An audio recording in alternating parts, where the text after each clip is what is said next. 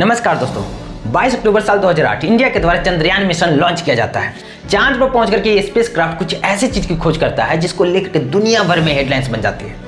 चंद्रयान-1 पहली बार इसका ठोस सबूत लाता है दुनिया के सामने कि चांद पर पानी मौजूद है। इस खबर को लेकर के दुनिया भर के देशों में चांद को एक्सप्लोर करने का क्रेज एक बार फिर से जाग उठता है। आज फिर से पूरी दुनिया की नजर है इंडिया पर और कारण है चंद्रयान-3। चंद्रयान-3 भारत का बहुत ही एम्बिशियस प्रोजेक्ट है जिसे चांद पर भेजा गया है। वो आज सफलतापूर्वक चांद पर उतर गया है और इसके साथ ही भारत ने वो कर दिखाया है जो आज तक कोई भी देश नहीं कर पाया है। भारत दुनिया का पहला देश बना है जो चांद के साउथ पोल पर गया हो। कोशिश तो हमारे मित्र देश रूस ने भी किया था, पर रूस का लूना 25 क्रैश कर गया और वो असफल रहा। आज के वीडियो में हम लोग जानेंगे कि चंद्रयान-3 का मकसद क्या है। क्या वो सिर्फ पानी के लिए चांद पर गया है? और सबसे बड़ा प्रश्न, जब पानी पृथ्वी पर इतना सारा मौजूद है तो फिर चांद पर पाने के लिए सभी देश क्यों परेशान हैं? आइए जानते हैं इस वीडियो में चंद्रयान-3 के बारे में। India is on its way back to the moon. The historic mission to the moon and the launch of India's Chandrayaan-3 spacecraft. India is literally shooting for the moon. Chandrayaan-3 mission aims to touch down on the moon's largely unexplored south pole. सबसे पहले दोस्तों आपको ये बता दूं कि चंद्रयान-3 को कैसे चांद पर भेजा गया है। चांद पर भेजे जाने वाले मिशन 5-6 अलग-अलग प्रकार के हो सकते हैं।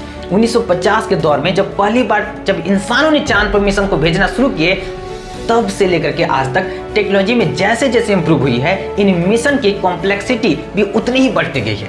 सबसे पहले सबसे सिंपल टाइप को मिशन होते थे, जैसे फ्लाई बाय मिशंस।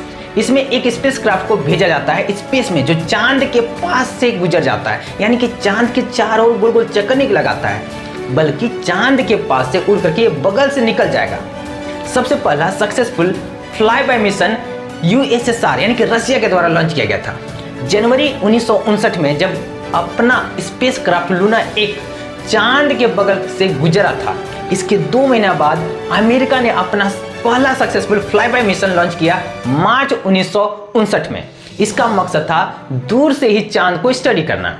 अक्टूबर 1959 में जब सोवियत यूनियन लूना 3 लॉन्च करता है, तब हमें पहली बार चांद की एक फोटो देखने को मिलती है करीब से।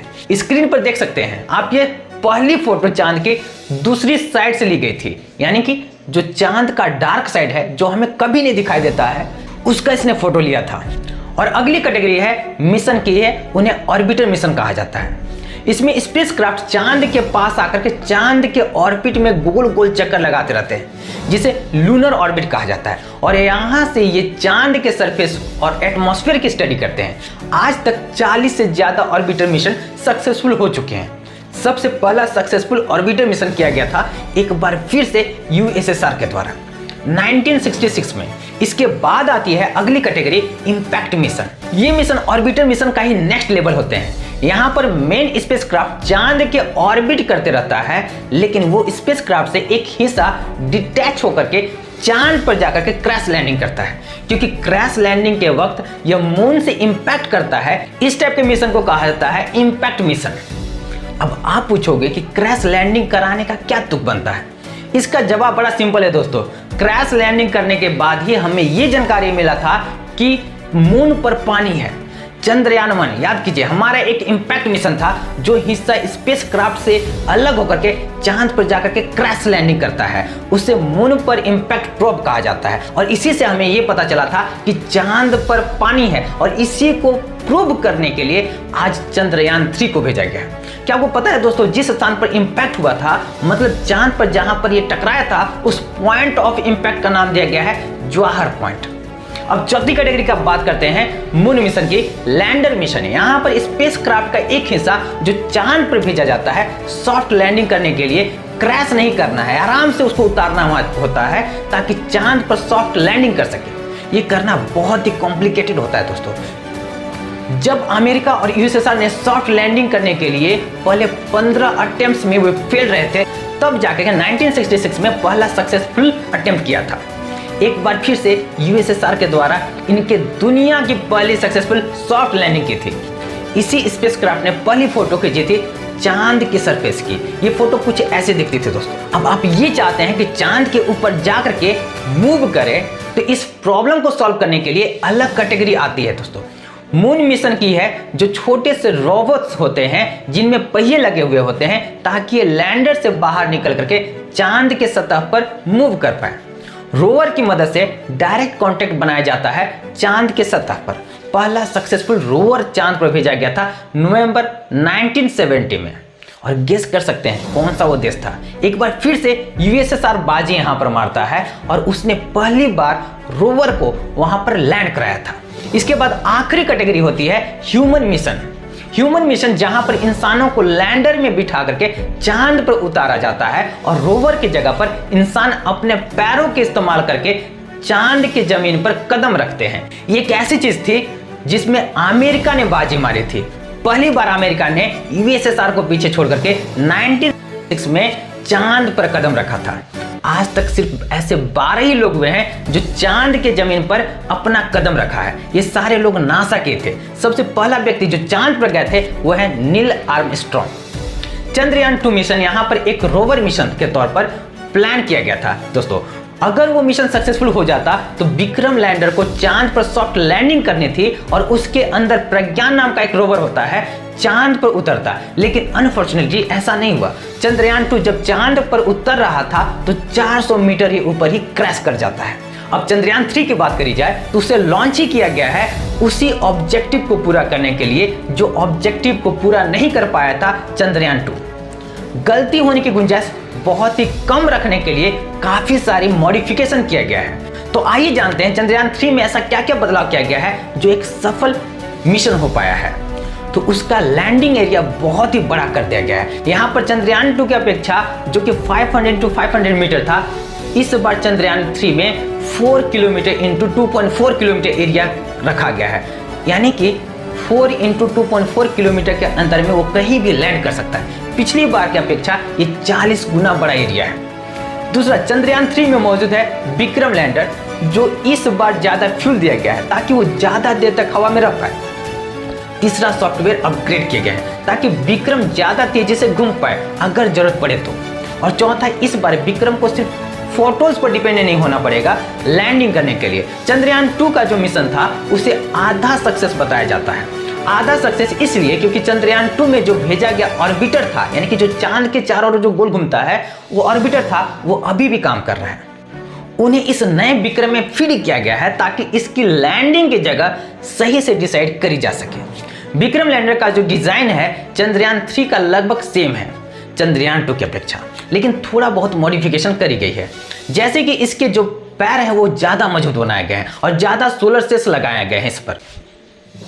चंद्रयान 3 का भी सेम मिशन ऑब्जेक्टिव है, चांद के साउथ पोल पर लैंड करना और एक रोवर को उतारना। अब जो लैंडिंग साइट है वो 70 डिग्री साउथ है जहां पर कई सारे क्रैटर्स मौजूद हैं जो हमेशा छाया में रहते हैं। वहां पर कभी कोई धूप नहीं पड़ती, इसलिए माना जाता है कि उसके अंदर कुछ बर्फ मौजूद हो सकते हैं। यहाँ मेंशन करना बहुत जरूरी है, जब रोबो उतारा जाएगा चंद्रयान 3 के द्वारा चांद पर तो सिर्फ उसे एक लूनर डे का समय मिलेगा। एक लूनर डे आपने साइंटिफिक एक्सपेरिमेंट कंडक्ट करने के लिए एक लूनर डे धरती के 1 महीने के बराबर होता है, मतलब 2 हफ्ते का दिन 2 हफ्ते का रात समझ लीजिए। उस हिसाब से चांद पर लूनर डे का शुरुआत हो रहा है 23 अगस्त को, इसलिए आज का दिन चुना गया है वहां पर लैंडिंग करने के लिए। इसके बाद 14 दिन रहेंगे रिसर्च करने के लिए, क्योंकि 14 दिन के बाद वहां पर रात हो जाएगा। चंद्रयान 3 में मौजूद जो इंस्ट्रूमेंट लगाया गया है लूनर नाइट्स के लिए नहीं बनाया गया है। जब वहां पर रात हो जाएगा, चांद पर जब रात हो जाएगा तो वहां का टेम्परेचर बहुत ही ज्यादा नीचे गिर जाएगा, -232 डिग्री तक, जो कि इस टेम्परेचर में जिस भी इंस्ट्रूमेंट लगाया गया है वो काम नहीं कर पाएंगे। दोस्तों अगर ये आज लैंड नहीं हो पाता तो इसे 1 महीना का और वेट करना पड़ता, तब उसके बाद इसे लैंड कराया जाता। अगर इंस्ट्रूमेंट की बात करी जाए तो विक्रम लैंडर का वजन है करीब 1750 किलो और रोवर का वजन है 126 किलो। रोवर का नाम एक बार फिर से प्रज्ञानी रखा गया है। टोटल इसमें 3 मॉड्यूल्स लगे हुए हैं चंद्रयान 3 में। एक लैंडर मॉड्यूल है, एक रोवर मॉड्यूल है, एक प्रोपल्सन मॉड्यूल है। लैंडर और रोवर का मकसद तो आप जानते ही हैं। प्रोपल्सन मॉड्यूल का यहाँ पर मकसद है चंद्रयान को धरती के ऑर्बिट से बाहर निकालना और चांद की तरफ भेजना।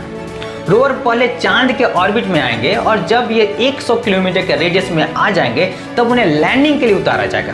प्रोपल्सन मॉड्यूल जो है वो चांद के अराउंड 3 से 6 महीने तक चक्कर गोल गोल लगाते रहेगा। वहाँ पर नीचे उतारने के बाद रोवर को ऑर्बिट में ही वही रहेगा और वहाँ पर इस्तेमाल इसका किया जाएगा कम्युनिकेशन पर्पस के लिए और बाकी के रीडिंग लेने के लिए इसे चांद के चारों ओर घुमाया जाएगा। सबसे बड़ा प्रश्न, क्या चंद्रयान 3 सिर्फ पानी खोजने के लिए वहाँ पर गया है और कुछ भी नहीं वहाँ पर खोजेगा? और पता भी करेगा तो कैसे पता करेगा? तो इस मॉड्यूल में एक इंस्ट्रूमेंट लगाया गया है अल्फा पार्टिकल एक्सरे स्पेक्ट्रोमीटर, जिसका काम ये है पता करना है कि वहाँ के मिट्टी में कौन से एलिमेंट मौजूद है, जैसे aluminium, calcium, iron, magnesium, potassium, silicon and titanium. इस प्रकार के अगर एलिमेंट है तो ये पता किया जाएगा APXS के द्वारा।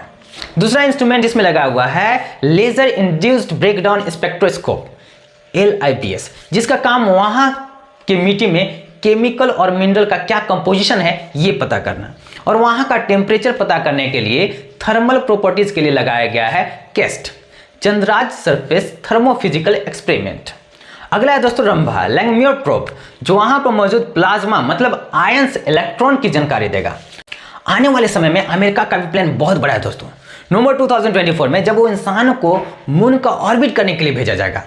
ये जो इस मिशन पे जाएंगे अभी तक का स्पेस में सबसे ज्यादा दूरी ट्रेवल करने वाले होंगे। आने वाले सालों में चाइना भी प्लान कर रहा है कि वो किसी ह्यूमन को चांद पर भेजेगा। भारत का भी मिशन है गगनयान का, जो 2022 में पूरा करना था लेकिन वो पूरा नहीं हो पाया कुछ डिले के कारण। अब गगनयान को भेजा जाएगा 2025 में। ऐसे ही और भी कई देश हैं, बहुत सारे मिशन हैं जो अलग अलग देशों के द्वारा प्लान किया जा रहा है, जो डिस्कस किया जाएगा किसी और वीडियो में।